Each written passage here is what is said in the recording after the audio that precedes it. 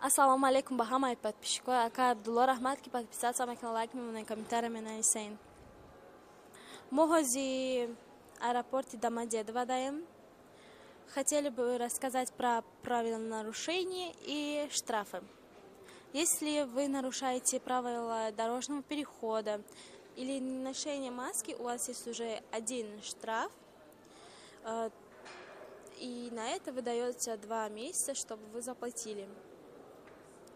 В течение 2 месяцев, если вы не заплатили, то вам выпишут протокол. На это выдается, если вас поймают на улице, органы полицейских, и вам выдается 10 дней, чтобы покинуть страну, или же вас посадят в спецприемник.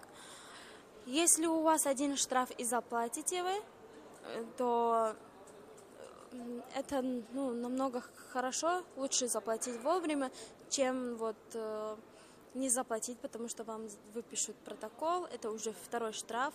В год нельзя превышать более 2 штрафов. И дальше расскажет Ака Абдулла. Ассалому алейкум ба ҳама мардуми муҳоҷир, ба ҳама мардуми тоҷик, ҳама нафарҳое ки канали моро дастгирӣ мекунед, бовар мекунед, билет мегиред, ҳаматон да ҳурмат. рӯз то рӯз ай пештара да фикр мекунем ки билетгириам беҳтар шудага, барои ки як кас мегира дигароро бо савед метия одами надёжная гуфта ай ҳаматон миннатдорум. ва дар аэропорти Домодедово қарор дорем. дар ҳамаи видеомо хостем дар ҳамаи мавзӯи депортатсия хеле буд суҳбат накарда будем ва як ситуатсия шуд, хостем ки дар ҳамин мавзӯъ гап занем ки рости як модар барои фарзандша худмо билети Армения туда обратно барои граница пересекат кардан гирифта будем, ки 2 рӯз пеш буд ёки 2-3 рӯз пеш буд, ва роӣ кардем Армения, виезча запрет кардан, ай ӯ тараф омадан намондан. Дига кофтем ки мисол чихе Тоҷикистон роӣ кунем ки ай Армения прямой рейс Тоҷикистон нестай. баъд бигем ай ҳамо авиакасе Армения худаш билет харидан, штоби ки барои ки ҳамаи рейсош пересадка Россия қатъия, штоби ки Россия меоя билет дора, ай аэропорт омадан намондан шава. ҳамин рӯз фикр мекунам ёки дина парвоз мекард ба Тоҷикистон, меоя ба Россия ва ай аэропорт набромада ҳамохе Тоҷикистон мерава. ва ҳамин нафарҳое ки граница пересекат карданен ҳаракат кунед, бинед ки штраф надорен, баъдан мисол граница пересекат кунед. одамое ки документ надорен не, мисол ҳолатҳое ҳаста ки одамое документ надора, мерава бо мия 100% документ мекуна. бо дар чанд видео ман гуфтагим ки ҳамин нафарҳое ки депортатсия мекунанд ай сабаби штраф, ҳамин 2 штраф кишид дар як сол, 2 штраф кардем, фарқ надора, мисол 500 рублай, 1000 рублай, дарай да метрои автобус фарқ надора, 2 кишава мумкине ки депортатсиятон кунанд. мешава ҳолатҳое ки мисол мегӯянд ки мо 2 штраф дорем, 3 штраф дорем, 4 штраф дорем, депортатсия карда, депортатсиямон накарден, и хали ҳолатҳошам мешава, лекин вовремя платит кунед, ҳамин вақташда платит кунед. ака по закону бигирем 2 штраф зиёд шава, мумкине ки баъди шумо граница пересекат мекунед ёки Тоҷикистон мерем, мумкине ки депортатсия кунанд, ёки 1 штраф дорен, чихел ки хоҳар гуфт 1 штраф дорен, агар ки наспорен 60 рӯз вақт дорен, агар тичане 60 рӯзда ҳамон штрафа ки наспорен 1 штрафи дига оформид мекунам барои наспорид гуфта 2 ки мешава, хела мумкине ки депортатсиятон кунам. баъзе нафарҳое ҳастанд ки ҳамин Россиядан уже запрет на въезд мемонанд, запрет на въезд мемонанд, рав руда любой ҷода ки мисол яке документ проверка мекунанд, мебинанд въездиш маҳкама, ёки 10 рӯз вақташ метиҳанд ки бироя Россия, ёки спецприём қатъӣ роиш мекунанд.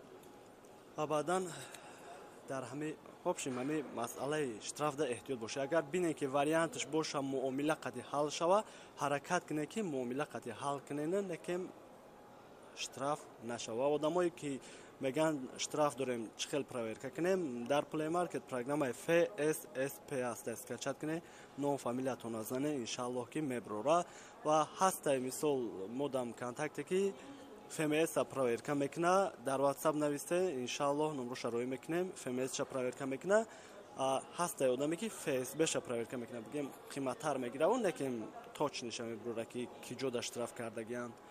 ҳатто штрафе ки шумо супордагин ҳаваям мебурора ки дар киҷо кардагин то барои ки вай дар номтон места агар биспоренам ва баъдан хай нарх навои билет номеро дар ҳар видео комментария даста занг мезанем иншаллоҳ ҳаракат мекунем ки ҷавоб гардонем бо ин хоҳар иншаллоҳ ки нарх навои билета мега ва ба ҳамин видеора ҷамъбаст мекунем бошед.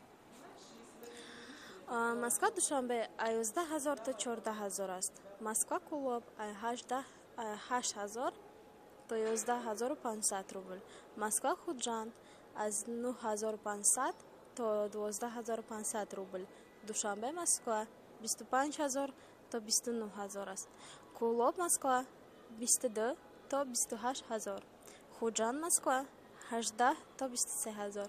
Боше на гап нест, ҳаматон миннатдорум ва билетҳоро ҳам бозӣ мекунад. Шояд ҳолате мешавад ки арзон мешавад, қимат мешавад, дар ҳамин масъалаш хатон нафаҳме ва нафарҳое ки ай программа билет мегирен совет наметон, барое ки охири вақтҳо чанд кас телефон мекунад ки ака билет харидем, рейс мона як рӯз пешакӣ мондан, хабардор нашидем, ё ки мега мисол рейс атминӣ чидагиай пулмон чанд қадар вазурат мешавад, барое ки вақте ки атмина шавад дигараш ҳатто ҳолатҳое мешавад ки то як моҳ то 3 моҳаш дад мекунед ки баъд пултон абрат нагузара.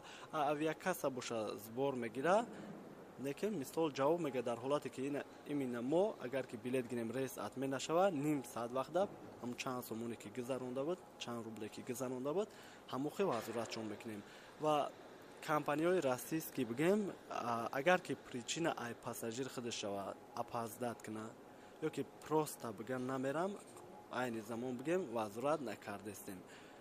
Агар ки опоздат кунад билеташ месӯза, барои ки мо дигар вазурат карда наметонем. Агар просто намерам бигем российский компания агар урала дар назар бигирем заявление навистан дар кӯҳаи штраф сбор хела мегира кам вазурат меша, лучи вазурат намеша мегем. Сомон айрам ҳозир ҳамаи компанияҳо чихел ки дидем Душанбе ҳамаш уже арзон шудага, ютерам, Сомон айрам, уралам.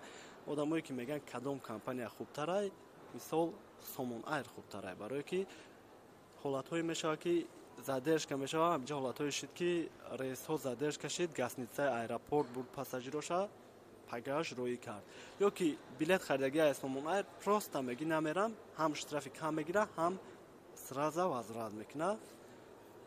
хай бо саволҳо мешавад, иншаллоҳ телефон мекунем, ҳаракат мекунем, ҷавоб гардонем. Миннатдорум ай ҳама.